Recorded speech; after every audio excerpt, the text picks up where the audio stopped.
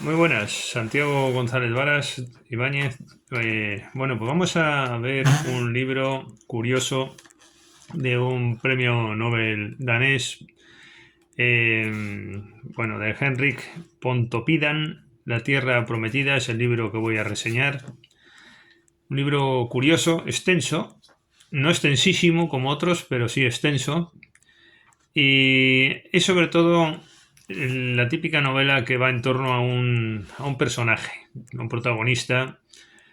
Hanstedt, Manuel Hanstedt, el protagonista que se va haciendo, se va construyendo a lo largo del libro. El lector va tomando datos que le arroja el escritor y se va haciendo una personalidad compleja.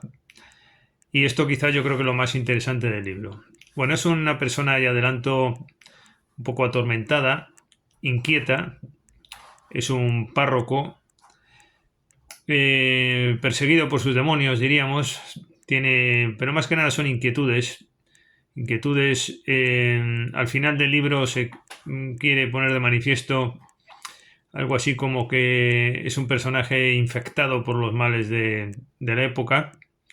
Bueno, en realidad esto es de una persona que nace en Copenhague y es el hijo mayor de una familia. La madre muere de locura y esto también va a ser importante en el libro. El hijo pues parece como que huye de lo que estaría predestinado para él, ¿no? Una vida en la ciudad de un modo o de otro. Y ella se produce ahí su primera huida, diríamos, va al campo más recóndito, lo más contrastado con la gran ciudad, con Copenhague, y acude a un pueblecito, una aldea aislada, y allí pues quiere encontrarse a sí mismo, quiere encontrar una nueva vida, y él piensa que es su solución, ¿no? La tierra prometida, como el título del libro. Y entonces, lo que suele ocurrir, ¿no? Cuando uno llega a un lugar de nuevas y piensa que allí es su lugar, pues echa raíces o pretende echarlas, se casa bueno, pasa, la verdad es que es muy parsimonioso el libro, tengo que decir, muy parsimonioso y demasiado lento y demasiadas páginas sin ocurrir nada relevante y muy pesado, la verdad, muy pesado. Pero es verdad que al mismo tiempo la redacción es fluida, ¿no? Lo que pasa es que no hay nada interesante realmente y pasan páginas. Lo que pasa es que al final acaba siendo una gran obra. Es curioso este fenómeno. Acaba siendo una gran obra, por lo que voy a contar o se va a inferir del relato que estoy haciendo, ¿no? Bueno, pues acude a esa villa, se casa con Hansine, su esposa, pero ya este hay que tener en cuenta que es un cura de estos luteranos, ¿no? Y bueno, pues allí, antes de casarse ya, tiene una amiguita que se llama Rangilda, y esta amiguita le va a continuar toda la vida, vamos. Su amiga sentimental, él se siente muy atraído hacia ella también hacia él. Yo creo que en el fondo tienen algo en común de él viene de la gran ciudad, ella no está a gusto en el pueblo. De hecho, van a acabar en Copenhague los dos, por lo que voy a contar. Pero yendo por partes, pues este Manuel tiene una vida en el pueblo y allí pues, oye a unos, oye a otros, a uno que llaman el vikingo, que es el capellán, y suelta ahí sus discursos y hay polémicas. Hay un trasfondo a lo largo de todo el libro de que es una época en cambio. Lo que quiere transmitir el escritor, yo creo que no es tanto un contraste entre la ciudad y el campo, no es eso exactamente. Yo creo que es que están llegando nuevos valores y y está terminando lo anterior, una época precedente. Y yo creo que lo que se pone de manifiesto es este periodo de transición, este derrumbe de ciertos valores, y él está un poco ahí afectado por estas nuevas ideas que llegan, y ese trasfondo tampoco se expresa con mucha claridad, pero es continuado, un goteo, viene fulanito con sus ideas tal, el otro, bueno, hay un debate de ideas, afecta a la propia parroquia, intranquiliza a otro párroco superior del lugar. El propio obispo le llama al protagonista, a Manuel, y se preocupa qué está ocurriendo. Bueno, este otro párroco, por cierto, deja de ser sacerdote. Bueno, cosas de estas de los luteranos, ¿no? Que uno es sacerdote, el otro se casa, el otro tiene una querida, el otro deja... Es una religión que al final está tan desvirtuada que uno duda de si esto realmente es una religión. Es como si tú legalizas todo las curiosidades de las vidas del celibato y al final termina siendo algo tan lejano de la religión que yo creo que sí, legalizado el matrimonio y tal, pero acaba un poco desvirtuado, ¿no? Por lo que estamos viendo aquí precisamente. Esta es una interpretación personal, no es lo que pretende el autor ni es el mensaje de la obra, tengo que dejarlo claro, pero sí es un mensaje personal de que este tipo de religiones la verdad es que introducen tales procesos de legalización de lo anticelibático que al final esto no sé si es una religión o qué es, ¿no? Esto de tener amiguitas y no sé qué y tal. Bueno, además no se hace con tono de crítica, esto no es el monje de Luis ni esas críticas de los anglosajones hacia los católicos tan horribles que se han producido en la historia. Yo no conozco, por mucho que digan, ¿no? De hace 80 años o así, que hubo una crítica en España y en otros países hacia Lutero y tal, ya, pero en comparación con las que hicieron los nórdicos respecto de los católicos, creo que todavía estamos en inferioridad de condiciones. Bueno, estos comentarios que hago yo, un poco anecdóticos.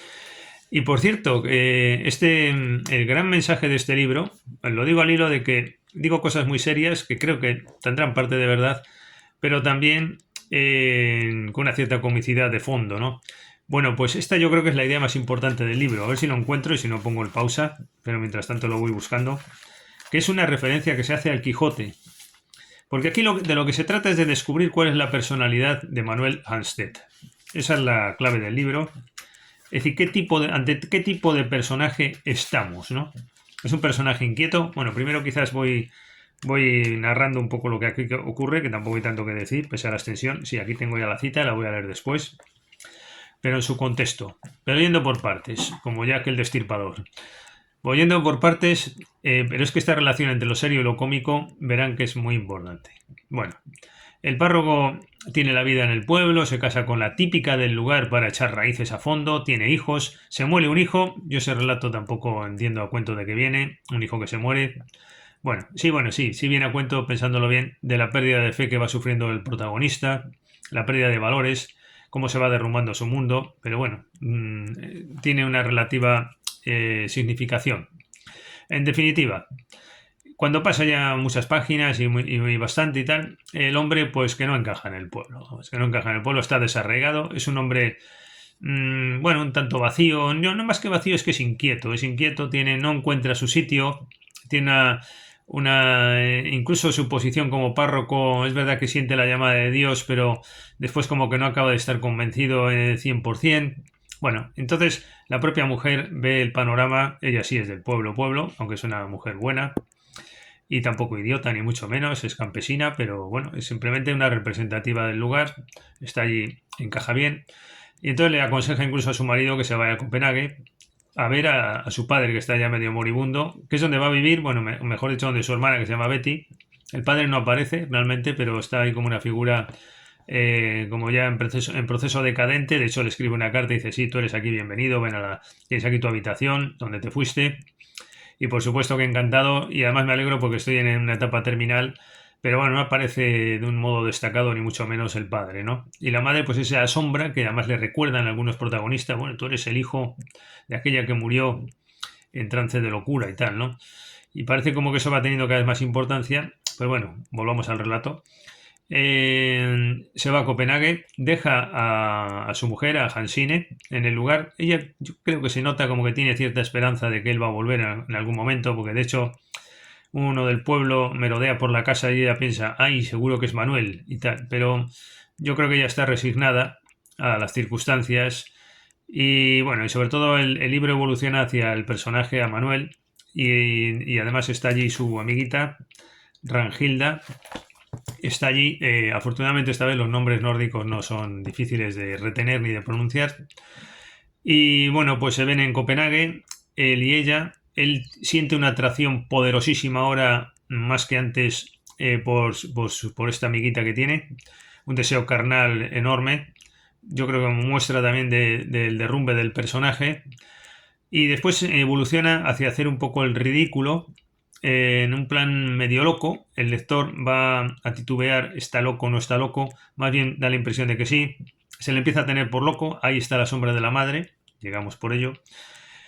Y bueno, ¿y qué pasa aquí? Bueno, pues él cada vez está más atormentado, y aquí hay pasajes muy interesantes porque la propia amiguita Rangilda pues ya como que le empieza a hacer un poco de menos caso, a distanciarse un poco ante las circunstancias, pero se siente muy atraída por él, siempre lo estuvo, por un personaje que tiene esa personalidad. Aquí hay un pasaje en la página 1222 de esta edición de Plaza y Janés, que es la que uso, la de los premios Nobel. Este es un premio Nobel, creo que en el año 19, 18 por ahí, que lo compartió con otro escritor de nombre impronunciable que tengo pendiente de leer, también danés. Bueno, y aquí se dice en este pasaje, pero en su interior, en el interior de su amiguita, aprobó las palabras de él. Rangilda había comenzado aquel mismo día a descubrir su corazón respecto a Manuel Hanset, a entender la mezcla de desprecio, compasión, odio y embeleso verdadero que la personalidad del joven le había producido siempre. Aquí está una de las claves del libro en este pasaje, ya más o menos al final, donde se confiesa rasgos del protagonista a la luz de esta amiguita, y esto, el embeleso que produce el personaje, pero al mismo tiempo un cierto odio, desprecio, compasión, un tipo desconcertante, inquieto. Yo me he anotado aquí varios adjetivos en un lugar de los rasgos que se van sumando, ¿no? Se van sumando como en un cubo que vas echando arena y al final queda una determinada figura, ¿no? Moldeada. Pues sí, un personaje, me apunto yo aquí, débil de carácter pero fuerte, desorientado, inquieto, y a los que le rodean pues no aporta el bien, sino lo contrario, diríamos, ¿no?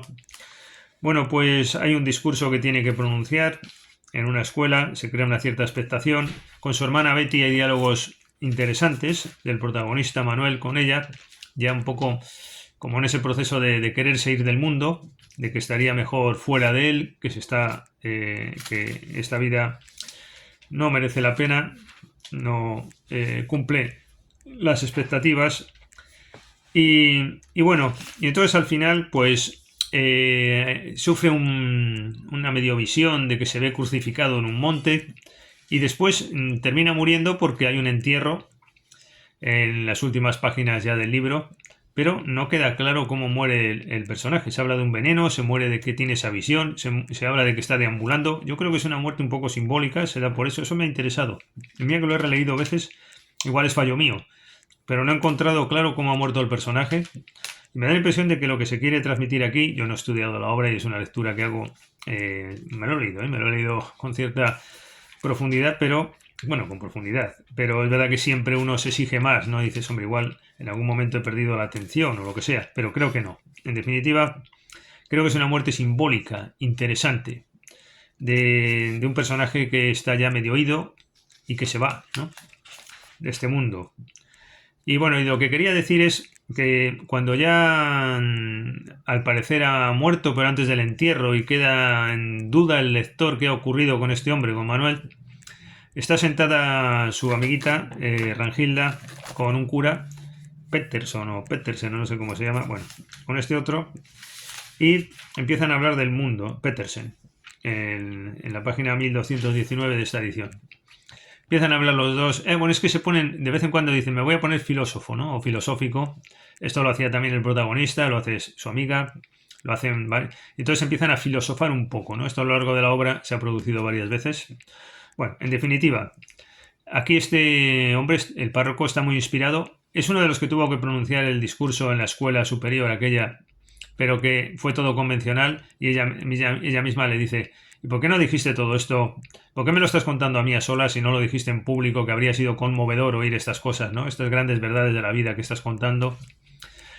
Y él dice, no, estas cosas no se pueden decir en público, todo esto es una farsa, etcétera.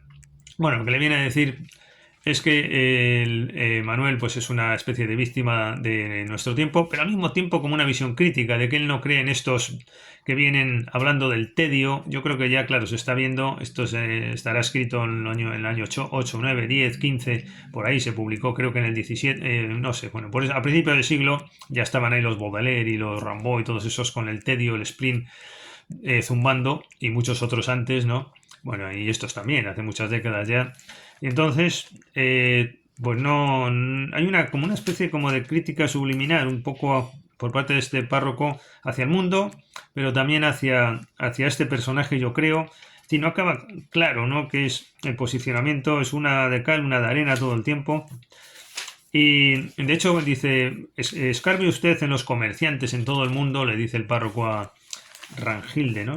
Rangilda, le dice que escarbe un poco y verá, pero yo pensaba que iba a decir, verá usted ahí a pues gente anodina y mediocre, no, le dice encontrará el soñador. Lo que critica es que encuentre a soñadores por debajo de comerciantes, etcétera. No es lo habitual esto, que hay sueños peligrosos, es lo que se critica aquí. El discurso es un poco desconcertante también de este hombre.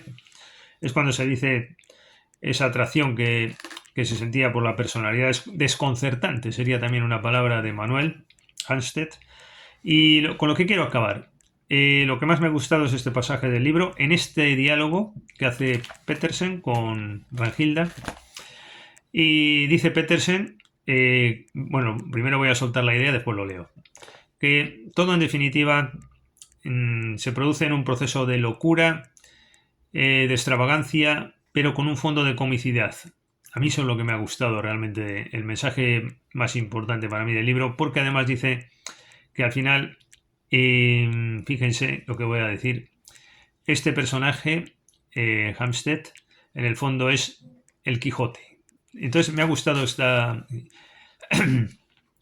asociación de que después de todo ese mare magnum de ideas y desconcertantes y de idas y vueltas, al final una especie de locura, pero con comicidad. Y es que el Quijote, desde luego, es que yo cada vez que pasa el tiempo siento más admiración por esa obra, pero sobre todo es por ese fondo cómico que tiene de la realidad y que es como hay que tomarse un poco todo esto. Por un lado, trágico, pero al mismo tiempo cómico, ¿no? Y bueno, y lo que dice aquí, nada menos, es, lo voy a leer porque es interesante. Eso puede decirse también.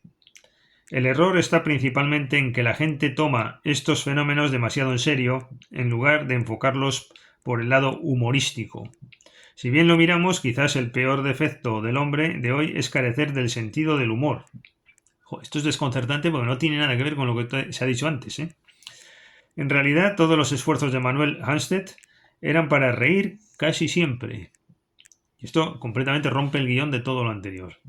Su vida fue una serie de escenas bufas. Nada de esto se dio a entender antes. No es como el Quijote que sí se daba a entender. Esto es un ramalazo que se ha incrustado ahí en 4 líneas, pero que en realidad es la clave adoptada del Quijote, porque es una copia, una réplica perfectamente del carácter. Yo creo que no sé si hasta el punto del escritor andaba un poco desconcertado con su propio personaje. Ya digo que esto no se ve reflejado antes ni después, pero aquí estaría yo creo que la clave. En realidad todos los esfuerzos de Manuel Hanstedt eran para reír casi siempre. Su vida fue una serie de escenas bufas.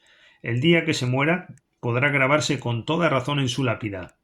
Aquí yace el espectro de Don Quijote llamado Manuel Hanstedt, que nació para ser un buen capellán, pero se creyó un profeta y santo, que por esta razón se vistió como un campesino y tomó toda sugerencia por una especial llamada del cielo, que echó a perder todo lo que tuvo en sus manos, abandonando a su mujer y no cuidando de sus hijas. Sin embargo, hasta el último momento se consideró como elegido por la providencia para anunciar la venida del reino milenario y un juicio de Dios sobre el género humano.